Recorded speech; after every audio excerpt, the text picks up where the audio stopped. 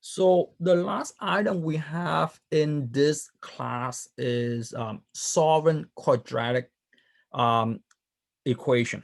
Uh, so we did this before. We did this in chapter 6, and chapter 11 come by is if once we know the square root, instead of solve it by factoring, which you will see in 11.2, instead of just solve it by factoring factor, we can there is another method, which is a quadratic formula. We will learn that later. But before we do quadratic formula, we have to know the square root property. So the square root property is just basically tell you that every time you take a square root on both sides of the equation, every time you take the square root on both sides of the equation, there will be two answers. One of them will be positive, one of them will be negative. That's it. So if you look at this question here, if you look at this item here, the question they ask you is pick me a number. Whatever number you can come up with, that when you plug it in here for x, and you take that number and you square them, is equal to 36. That's the question, right? The question is, pick me a number for x, any number you can come up with, and then you take that number square, is will give you 36. And most you probably say, well, Mr. Tran, 6 times 6 is 36. And you are correct, right? But it does, or is it only 6, right? That's the question, is that only one number 6? In this case, there is another number that when you multiply itself, you have 36, which is -6 times -6, right?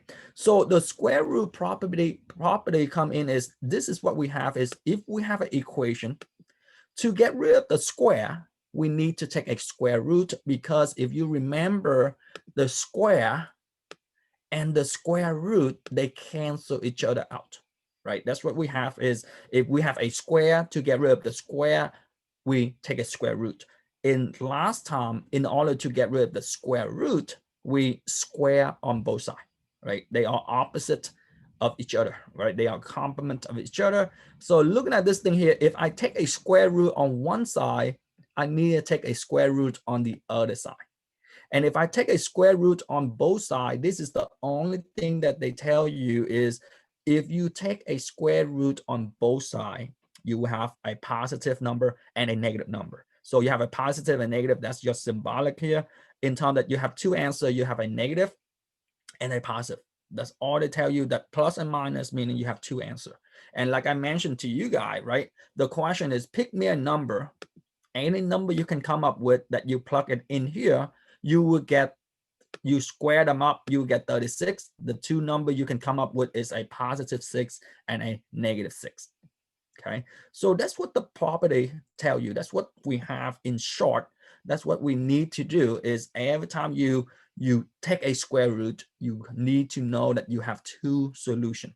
You have two answers, one positive and one negative. So to solve the square root, or to solve the square item, the only thing like before is you need to have your x square, or your square item, to be isolated. And if you take them isolate, if you have an x square isolated, now all we need to do is take a square root on both sides. And once you take a square on both sides, you have two answers. One of them will be positive, while the other one will be negative. Okay, so after that, all you do is you solve for x. So let's take a look at this item here when they ask you to solve and check. And if you look at this particular problem, you say, oh, Mr. Tran, I know how to do this back then. I know how to do this in chapter 6. We have a square, right? We have an x squared minus 81, and it's equal to 0. If you remember in chapter 6, we can factor this thing out, right? We can factor this thing out. This is a perfect, right? A perfect binomial. But if you don't, let's take a look at the new item come is, we don't need to factor them out. What we can do is, how can I get rid of the 81? Well, to get rid of the 81, because it's a -81, I need to add to both sides. So in this case, I have x squared equal to 81. To get rid of the square, I need to take a square root. And when you take a square root, you need to have that two answer, one of them positive and the other one is negative. Meaning, again, your answer is positive 9 and your answer is negative 9. That's the only thing, this symbolic right here, ladies and gentlemen, this symbolic just tell you that you have two answer, one positive and one negative. That's it. Nothing else to it. Okay. And again, similarly, if we have something like this, as you can see, very, very much the same as before. How do I get rid of the 75? I need to add 75, and the 75 on the other side will be positive. And now what do I need to do? I need to take a square root. And if you look at this thing here, you will say, well, this will be my answer, but not quite, right? This thing here connect back to chapter 10. Is there a perfect square inside 70, inside 75, right? Again, we know that 64 and 81 is a perfect square. 64 is 8, 81 is 9, 75 is not a perfect square, right? But inside 75 there is a 25. And again, what can you bring out? You can bring out a 5. So there are two answers, a negative 5 square root of 3 and a positive 5 square root of 3. Those are your two answers. Okay, so question here in terms of how to determine or how to solve an x square here. Back then, for A, back then we asked you to factor them out, take one of the parentheses set equal to 0, take the other parentheses set equal to 0. You still end up with the two same answer. And again, for B, the only thing is a square root of an unperfect number. You have to ask yourself, is there any hidden perfect square inside my unperfect square, right? And connect this to everything. I believe we have something, well, later on, if we have a negative number, then we mention it. But for now, let's take a look at C. Right, before we can take a square root, the first thing we need to do is we need to add 72 to both sides, right? To get rid of the subtraction, I need to add. And if I add this thing here, I have 6x squared equal to 72. What do I need to do? Well, I need to divide by 6 to both sides to give me x squared equal to 12. We are not done because, again, the x have a square. Back then we told you that if there's a x square, we have to set it equal to 0. But now with the new property, with the new square root, to get rid of the square, we just need to take a square root. But when you take a square root, make sure that you have two answers. Make sure that you put in a positive and a negative. And in this case, hopefully you guys see that 12, there is a perfect square in 12. And a perfect square in 12 is 4. And if it's a perfect square, all you need to do is take out a 2. The leftover is 3, which is 2 square root of 3. There's a positive answer and there's a negative answer. So question here in terms of this particular problem, question in terms of what we need to do to solve for x here.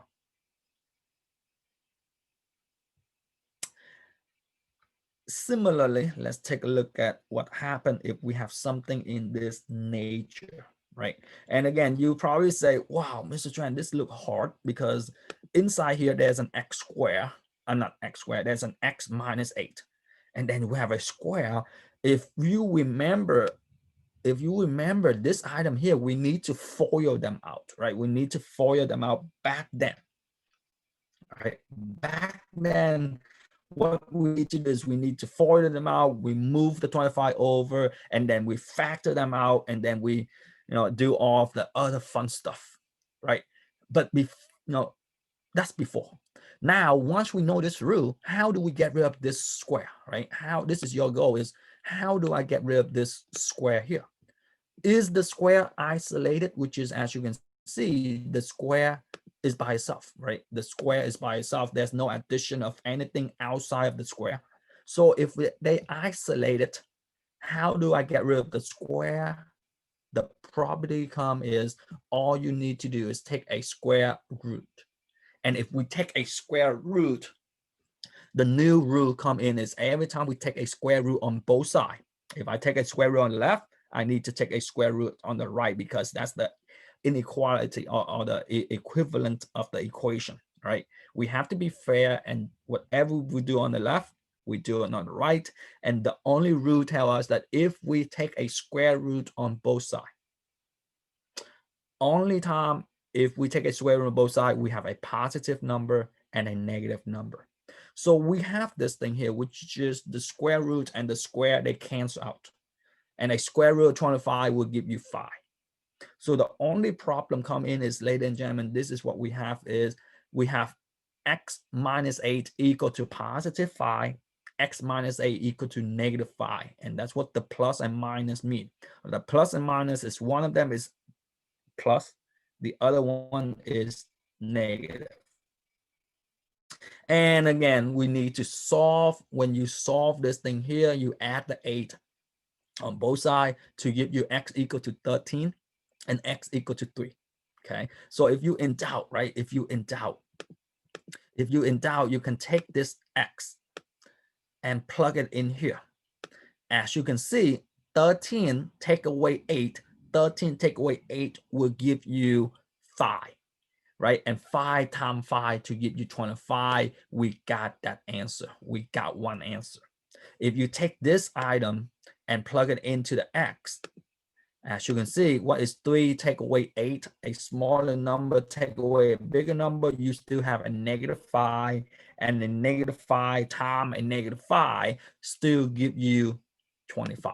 So as you can see, you can check, and if you plug in the two number you have, if you plug in the two number you have individually, you see that they all come out to be equal to 25. Okay, so let me take a small pause and ask you guys a question with C or question with D, where to start, how your answer should be. And I believe, I think my MATLAB does have this symbolic, the plus or minus notation now. So I believe if you put in plus or minus, if you put it like this, plus or minus 2 square root of 3, on my MATLAB, I believe they give you full credit. I think there is that symbolic plus or minus on your item. If they don't, then you just need to type it individually. One of them is positive and the other one is negative. But I believe they do have this notation, a plus and minus. Okay. So if you don't have question, let's take a look at another problem. And if you take a look at this thing here, I believe, well, this thing is still similar to what we've been doing. The only thing we have is, first of all, we know that what we need to do is we need to take this item and move it to the other side. And if we take this item and move to the other side, which is from one side is negative, when you move to the other side, it's become positive. And then we isolate our square. Now, what do I need to do? I need to take a square root. And if I take a square root, just make sure that you remember, if you just give them one answer, it will be wrong. Because remember, the power to the second power, meaning you have 2 answers. To the third power, you have 3 answers, and so on and so forth. So looking at this thing here, we have a positive and a negative, which is a square root of 121 will give us a positive 11 and a negative 11. And again, what does a positive and negative mean? It just basically tell you that you take 2x plus 5 equal to positive 7, 2x plus 5 equal to a negative 11. And once you have this thing here, you solve just like before in chapter 2. How do you get rid of the 5? To get rid of 5, we need to subtract, right? To get rid of the 5, we need to subtract to both sides. And if I subtract to both sides, this is what I have. 2x equal to 11 minus 5. 2x equal to negative 11 minus 5. Same side we add and kept the sign. right? Same side, we add and kept the sign. Opposite side, we subtract and kept the sign of the larger number. So in this case, you have, again, you treat this as two individual problem, okay, ladies and gentlemen. This thing here, I type it to show you, that we do it, but you treat one, you solve one at a time. So basically, you solve this thing here, you treat this one problem, which 11 minus 5 to give you 6, divide by 2. That's one problem. And if you divide by 2, you know that the answer over here will be 3, right? And if you solve this thing here, the answer over here, if you divide by 2, x is equal to 3, right? But once you find that answer, now you treat this as another problem in terms that the 2x plus 5 equal to negative 11. And again, a negative and a negative will give me, combine them to give me a negative 16. I divide by 2, I have a negative 8, meaning that is your two answer. Okay, so again, I write it this way because I want to show you side by side that once you set them equal to a number, all you do is you subtract the 5, divide by 2. It's just that, again, you have two different answer. Okay, you have two different answers. One of them is 3 and the other one is negative 8. And that's what we have, right? And if you in doubt, you can always plug in 3 in for the x. And if you look at this thing here, what is 2 times 3? 2 times 3 is 6. 6 plus 5, 6 plus 5 is 11. 11 times 11 will give me 121. And as you can see, 121 take away 121 is equal to 0. Similarly, right, 2 times a negative 8 to give you a negative 16. Negative 16 plus 5 to give you a negative 11. Negative 11 times a negative 11 to give you a positive 121. And 121 take away 121 equal to 0. So we see that we have two answers, and that two answers work out. Okay. So question, ladies and gentlemen, any question here?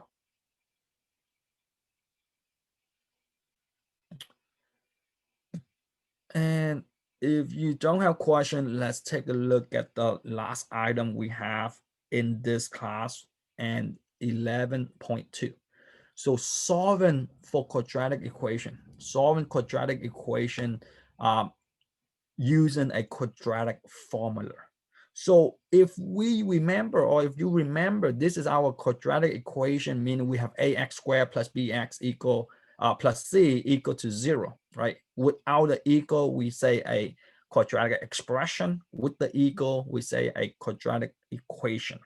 And if you remember back then, to solve a quadratic equation, they tell you solve it by factor. Solve it by factor. Now, sometimes we cannot factor it out. Sometimes the quadratic that we have does not have a factor item. And if they don't have a factor item, now we can use in terms of this quadratic formula. And most of you, if you came from high school, if you just came out of high school, most of you remember that the quadratic equation is a negative b plus or minus, right? Plus or minus, those are two items, plus or minus square root of b squared minus 4ac all over 2a. Okay, so that's your quadratic equation. Then all you need to do is plug it in. And again, you probably say, what is the a, what is the b, and what is the c? Reminder, the number in front of the x squared is your a term. The number in front of the x is your b term, and the constant is your c. So the most important thing to do this item here is you need to set it, you need to see that this item is equal to 0. And once it's equal to 0, then you identify what's your a term, what's your b term, and what's your c term. Okay, so again, to solve this thing here, all we need to do is plug it in. And this is what I mentioned to you guys that before, right? Before, this is what we do is we ask you, is there a combination of 15? Is there two numbers multiply 15 but subtract to give you 2? And we factor this thing out. And when you factor this thing out, you have 5 and 3. And again, a negative 5 and a positive 3. And this is what we do. We take one of the parentheses, set it equal to 0. We take the other parenthesis, set it equal to 0, and then we solve for x, right? And this is what we have. This is what we did in chapter 6 or in chapter 7, right? Now, what new is this? What's new is if you have this item, all you need to do is identify what is your A term, what is your B term, and what is your C term. So if you can see, this is my A term. My A term, because there is no number in front of the x squared, is assumed or is known to be 1. So my A term is 1. My B term is -2 because the number in front of the x is my B term, and my C term is -15. As you can see, that's where my 1, my -2, and my -3, I mean -15 came from in terms of the A, the B, and the C term. Once I identify that, this is all we need to do is we just need to plug it into our equation. So wherever you see an A, you put 1. Wherever you see a B, you put in -2. Wherever you see a C, you plug in a -15.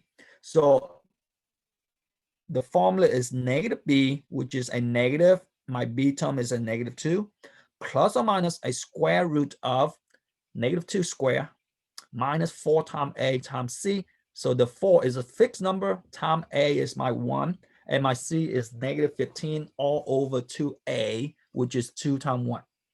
So everybody see where my -2, wherever my B, I put in -2, wherever my A, I plug in 1, and wherever my C, I plug in -15. Once I plug it in, a negative and a negative become a positive, a negative and a negative become a positive. -2 times -2 will give me +4. A -4 times a -15 to give me a +60, right? Everybody see where my 60, where my 4 came from. Again, this is what we have, right? We have a negative times a negative. That's where my +2 come in. And this right here tell me that -2 times -2, -2 times -2 to give me a +4. And then I have a -4 times a -15. A negative times a negative will give me a +4 times 15 to give me 60. And 2 times 1 is 1. 2 times 1 is 2, right? So this is what we have if you simplify them out, right? Once you plug it in, all you need to do is simplify them. And when you simplify them, this is what you should have. And again, make sure that this is your multiplication and the root is negative times a negative is a positive.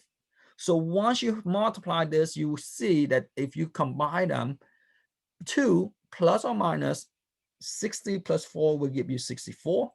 And 64 square root of 64 is equal to 8. What does that mean? 2 plus or minus 8 over 2? Well, 2 plus minus 8 basically tell you that 2 plus 8, which 2 plus 8 is 10. 10 divided by 2 is 5. As you can see, we have 5 right here. And that's where my first 5 come in. That's where my x equal to 5. And if you take the 2 minus 8, what is 2 minus 8? 2 minus 8 is 6. 6 divided by 2 is -3. As you can see, the answer is the same. It's the same answer. It's just that 2 different methods.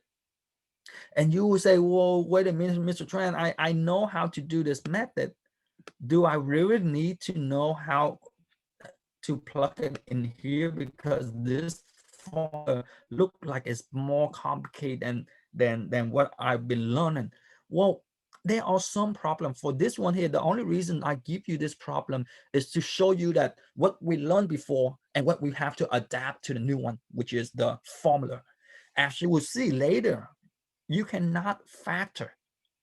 Later, there's a problem that you cannot factor. And if you cannot factor, there's no way you can do this item here if you cannot factor them out, right? So that's where the formula come in, is if you cannot factor them out, the only way we can do is using the quadratic formula, which you plug in here, okay? So let's take a look at, I think this one. Give me 1 second here. Let's take a look at another problem. Second time around, hopefully it's a little bit better. And again, let's take a look at this item here.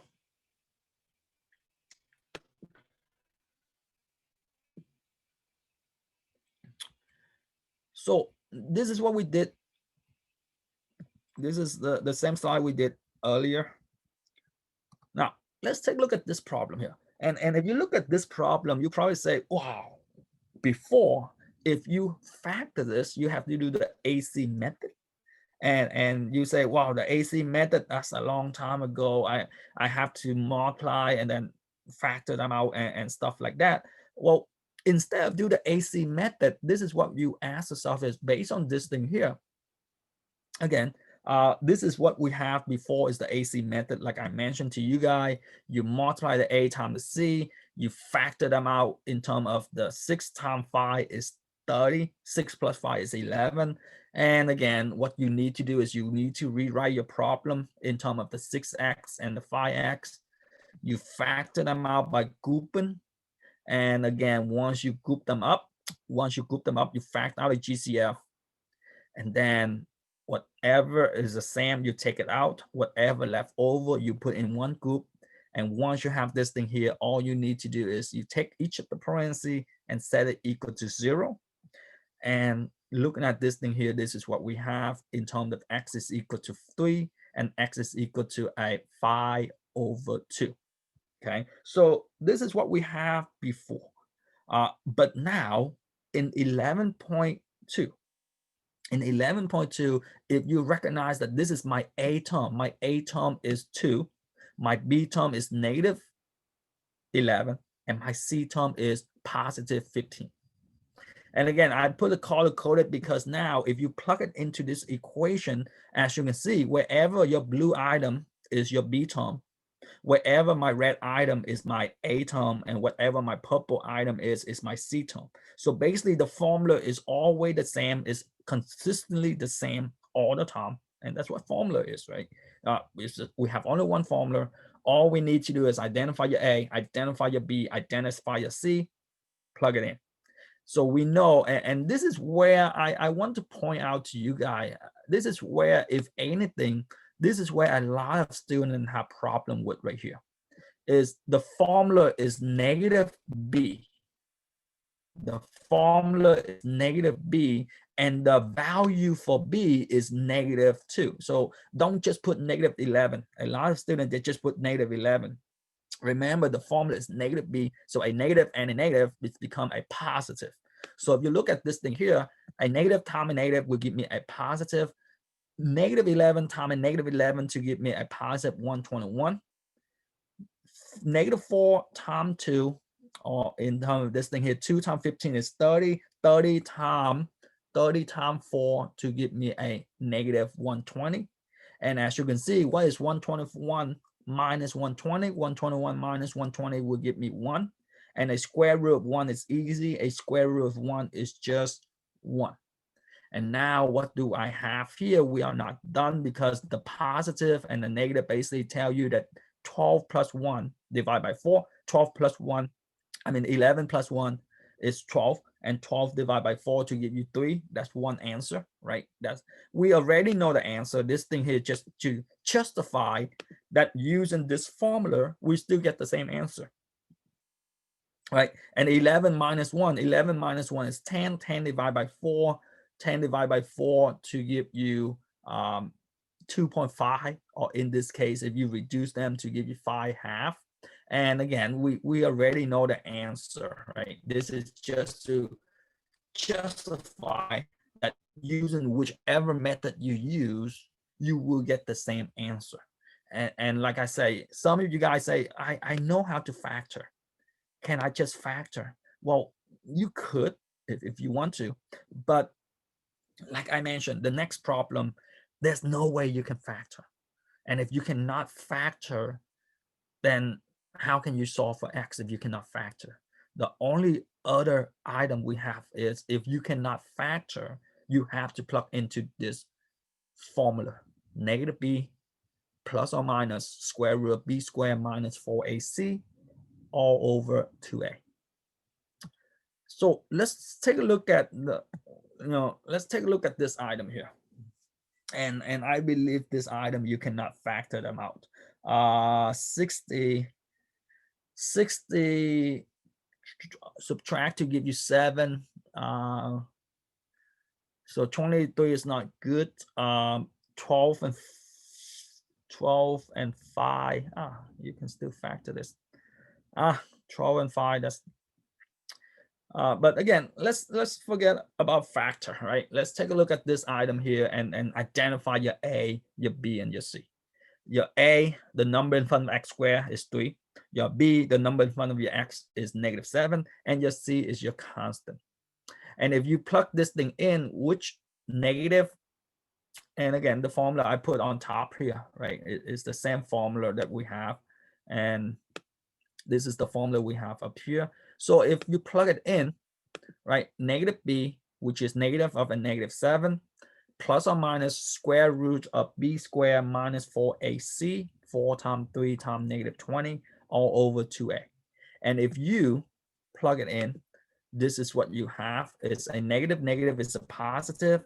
7 times 7 is 49.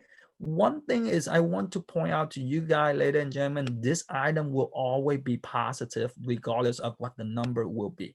Right here, the number on the inside here, this number will always be positive. Doesn't matter if it's a -7, because -7 times -7 is a positive.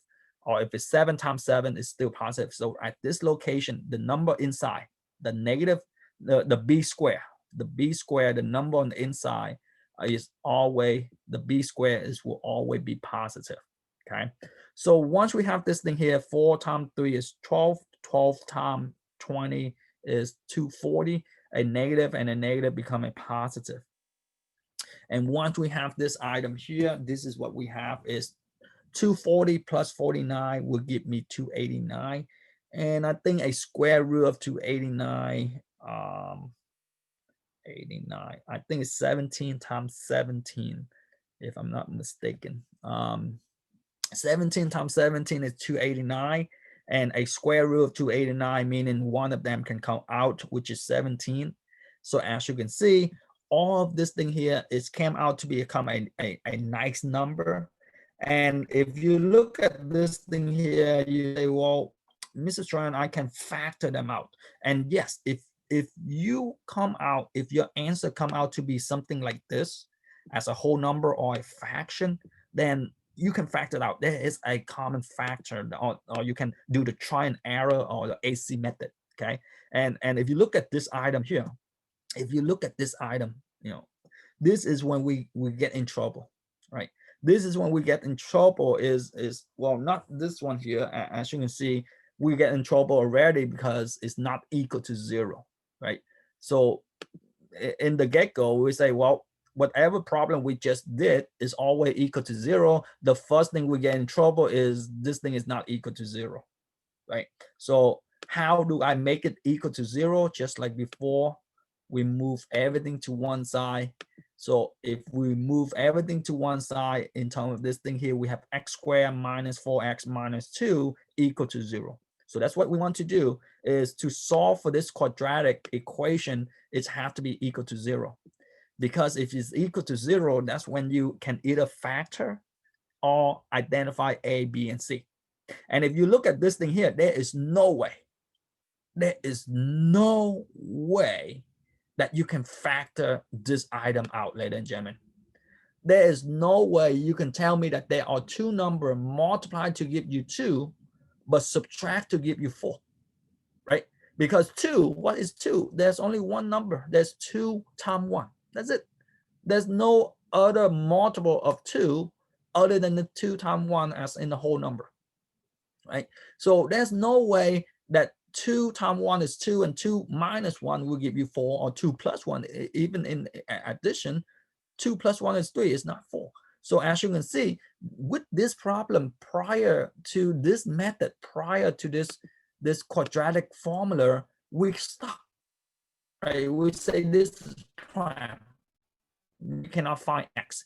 The question is, pick me an x when I plug it in here, and this is what I need to do. So if you do this, this is what you need to do, is if you cannot factor them out, and that is where this formula is handy, because if you cannot factor out, the only thing you can do is plug into the quadratic equation or quadratic formula. And to plug into the quadratic formula, we need to know my A, my B, and my C. And in this case, my A is 1, my B is -4, my C is -2. And that's why you want to set it equal to 0, because if you don't, most of people say C is equal to 2, but it's not. When you move it over, it's becoming -2, okay? And once you plug it in, or once you have the A, the B, and the C, all you need to do is plug it in to your equation. And if you plug in the equation, a negative is become a positive. 4 times 4 is 16. A -2 times a -4 will give me a positive 8. And if you look at this thing here, 8 and 8 plus 16 to give you 24. Is there a perfect square in 24? And again, this thing, that's why chapter 10, chapter 10, you need to simplify this item. So what is a square root of 24? Well, a square root of 24 is the same as 4 times 6. And 4 times 6, this is what we have, is we can take out a 2. And then you can simplify this as in 2 going to 4 2 times, 2 going to 2 is 1 time. So your answer is 2 plus or minus square root of 6. What does that mean? That means 2 plus square root of 6 and 2 minus square root of 6. Again, back then, if you have something like this, which is a square root of something, is basically tell you that you don't have a whole number. You cannot factor out a whole number. And that's why you cannot factor it out. Not unlike the item over here, where you could factor them out and you have a whole number, right? Or a fraction. But if you look at this thing here, you have a radical, and a radical just basically tell you that you don't have a whole number. You have some irrational number. Again, square root of 6 is like 2 point something, right? Square root of 6 probably 2.4 something. And it's a not repeated decimal, but it's a decimal. It's continuously going. It doesn't have a stopping point. It's only stopped because your calculator cannot keep on going. Okay. But again, the idea of quadratic equation is that the idea, not quadratic equation, quadratic formula is, it is so powerful that doesn't matter what problem you have. Last time you can only factor. Now, if you cannot factor, you can plug it into this equation and you can find the solution. You can find the answer for X. Okay. Let's take a look at another one here. Let's take a look at another one, and then I will pause and ask you if you have question. If you look at this thing here again, if you do the AC method, if you multiply this 36, there's no two number that multiply to give you 36, but subtract to give you 4, right? 6 is 36, 4 and 9, 4 minus 9 is 5, or 5, right? There's no number that you can factor. So looking at this thing here, there's nothing you can factor here. So the only thing we got to do, or the only thing you need to ask yourself is, well, what is my A term? What is my B term? What is my C term? So my A term is 4. My B term is 4. My C term is at -9. The sign in front of the number is the number itself. So in this case, -9. So again, what do I need to do? I need to plug into that equation, right? I need to plug into that equation, or formula, I should say. And if I plug it into that formula, wherever I see my B, I plug in 4, right? Wherever, again, if you were to, let me color code this item, right? As you can see, let's say wherever I see my A, that's my yellow item, right? Wherever I see my B, my green item. So again, my B is right here, my green item. And wherever I see my C is orange. So again, wherever I see, those are where my A, my B, and my C. And again, this is the A here. So again, if you color code it, again, you say which 4 is which 4? Well, again, negative b, which is negative, the b is 4, and b squared is 4. Doesn't matter, right? It's the same number in this case. So again, I color code it, and that's what I have. And now this is what we need to do is 4, negative 4, just negative 4. 4 times 4 is 16. A negative times a negative is a positive. 4 times 4 is 16. 16 times 9.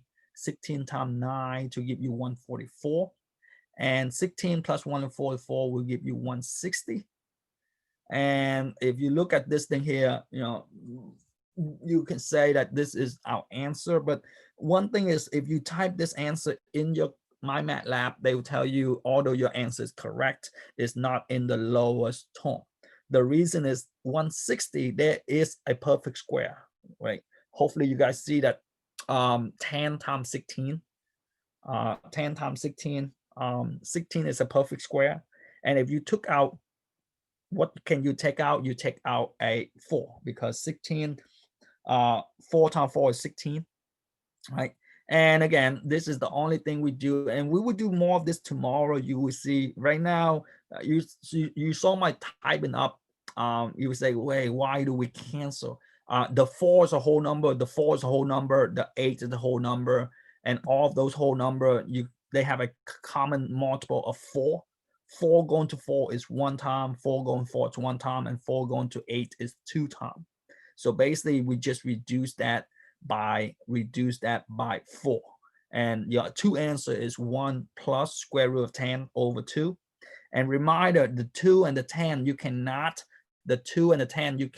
simplify, because the 10 is inside a radical and a 2 is a whole number. The only time you can simplify is if all of them is a whole number, which is the 4, and the 8. Those are the whole number, okay? So let me ask you guys, and again, this is the two answer you have. The two answer you have is 1 plus square root of 10 over 2 and 1 minus square root of 10 over 2. So those are your two answers. Those are x is equal to that 2 number. So let me ask you guys a question here, ladies and gentlemen.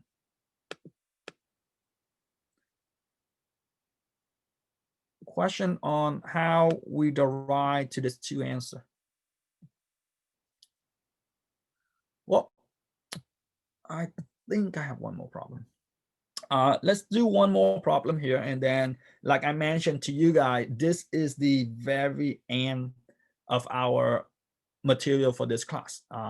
This is the end of the material. Tomorrow we will do more of this problem, and I will do it as you were to do it by hand, and to see how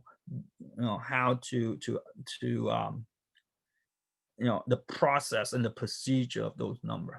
But if you look at this thing here, again, there's no way, right? There's no way you can find 2 number, multiply to give you 13, but add together to give you 7, right? It's impossible. This is prime if we were to ask you to factor. But now, we are not in the factor item. We can solve this even though we cannot factor. And how do we solve this? As you can see, identify your A, identify your B, identify your C. Your A is the number in front of x squared, your B is the middle number in front of x, and your C is the constant. And once you have this thing here, everybody see that I plug in the 7 wherever I see the B, I plug in the 1 wherever I see an A, and I plug in the 13 wherever I see the C. And 7 times 7 to give me 49. And if you saw this thing here, negative 4 times 13 to give me a negative 52. And if you subtract this, you have a negative 7 plus or minus square root of 3. And again, if you type this thing in as your answer, they will tell you, although your answer correct, but it's not in the simplest form, because what is a square root of a negative number? We did this in chapter 10, right? The complex number, remember, if you see a square root of negative number, you have to take out an I. So the answer that you have is negative 7 plus or minus, or I should say plus and minus, I square root 3 over 2, meaning you have two answers. You have a -7 plus I square root 3 all over 2. There's nothing you can simplify. There's a -7 minus I square root 3 all over 2. Okay. So again, the only thing that they ask you to do is, because there is a square root of a negative number, and reminder, if there's a negative inside your radical, you can extract out an I and the imaginary. Yes, this thing here is, I basically tell you that the two answer you have an imaginary answer. Okay, it's not in the real quadratic Cartesian plan. Later on, you will see when you get to the next class. But again, looking at this thing here, ladies and gentlemen, question on how to utilize your equation, your formula, I should say, your quadratic formula. -b plus or minus square root of b squared minus 4ac all over 2a. All right. Well, if you don't have question,